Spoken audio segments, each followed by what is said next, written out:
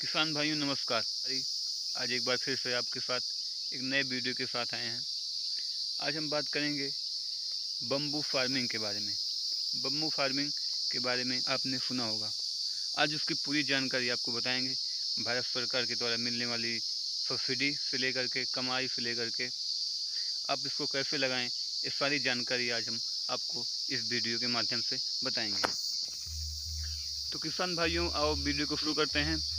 और अगर अभी तक आपने हमारे चैनल को सब्सक्राइब नहीं किया है तो कृपया सब्सक्राइब कर लें, क्योंकि आने वाले वीडियो आपको इसी चैनल पर मिलते रहेंगे। हमारे किसान भाई कम उपजाऊ वाली ज़मीन पर भी इसकी फार्मिंग कर सकते हैं।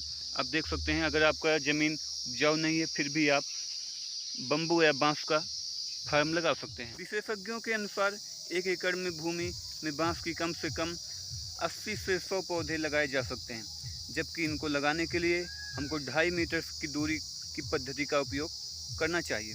बांस के पेड़ में करीब 4 से 4 साल में ये विकसित हो जाते हैं। इस दौरान 1 एकड़ में करीब 1000 से लेकर 1500 के बांस के पौधे हमारे तैयार होते हैं। तौर पर बांस की खेती 3 से 4 साल में तैयार हो जाती है। किसान भाई इसको चौथे साल में कटाई शुरू कर सकते हैं।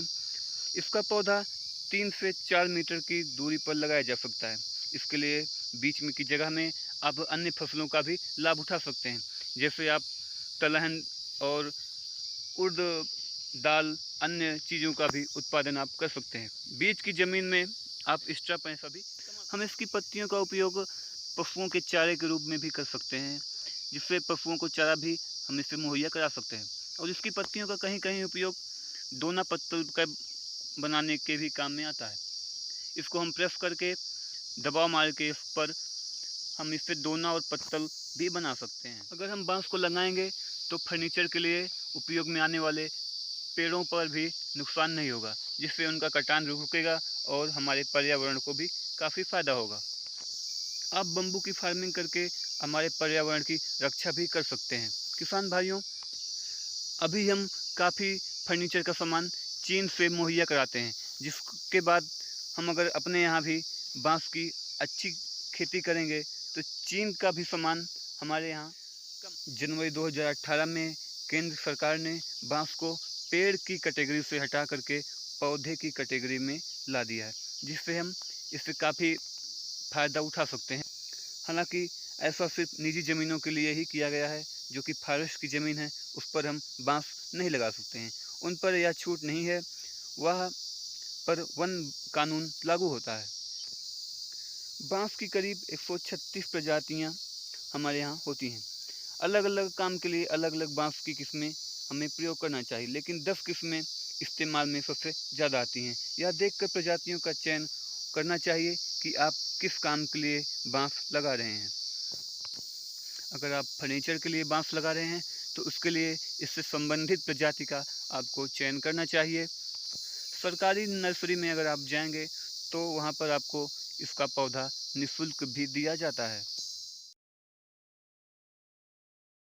किसान भाइयों, आइए बात करते हैं कि बांस की फार्मिंग करके हम कितना कमा सकते हैं। ज़रूरत और प्रजाति के हिसाब से 1 हेक्टेयर में करीब 1500 से 2500 तक के पौधे लगाए जा सकते हैं। अगर आप 2.5 मीटर पर एक पौधा लगाते हैं तो एक हेक्टेयर में करीब 1500 प्लांट लगेंगे। साथ में अगर आप 2 पौधे के बीच में जगह में दूसरी फसल भी उगा सकते हैं, और करीब 3 से 4 साल बाद आपको 4 से 5 लाख रुपए तक की कमाई होने लगेगी। हर साल इसको रीप्लांटेशन करने में भी हमको ज़रूरत नहीं पड़ती है। प्रत्येक बांस के पौधे में करीब 40 साल तक एक बार लगाने पर चलता है। एक बार अगर हम बांस को लगा देंगे तो हमें बार बार लगाना चाहिए। राष्ट्रीय बांस मिशन योजना और इसका उद्देश्य और इसकी सब्सिडी कैसे आपको प्राप्त होगी, इसके लिए हम आपको जानकारी देने चल रहे हैं। राष्ट्रीय बांस मिशन योजना के तहत बांस की खेती से लोगों को बड़े पैमाने पर रोजगार मुहैया होगा। इससे रोजगार के लिए गांव से शहर में गए लोगों का पलायन भी रुकेगा। हमारे किसान भाई अपने गांव की बंजर भूमि पर भी इसको उगाकर, हरा सोना इसे भी हम कहते हैं, हरा सोना उगाकर अपने ज़िंदगी को, अपने भविष्य को उज्जवल बना सकते हैं।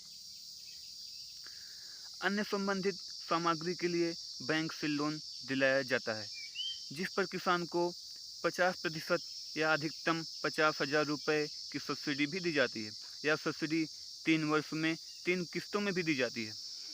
आपको बता दें, पहले साल करीब 60%, दूसरे साल करीब 30% और तीसरे साल 20% का अनुदान दिया जाता है। छोटे काश्तकारों को बांस उगाने के लिए एक पौधे में करीब 120 रुपये की सब्सिडी दी जाती है।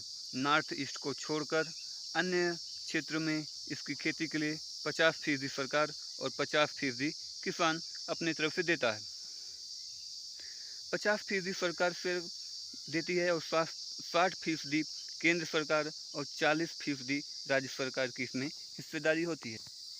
आप राष्ट्रीय बम्बू मिशन के तहत आवेदन करने के लिए इसकी ऑफिशियल वेबसाइट पर जाकर आवेदन कर सकते हैं।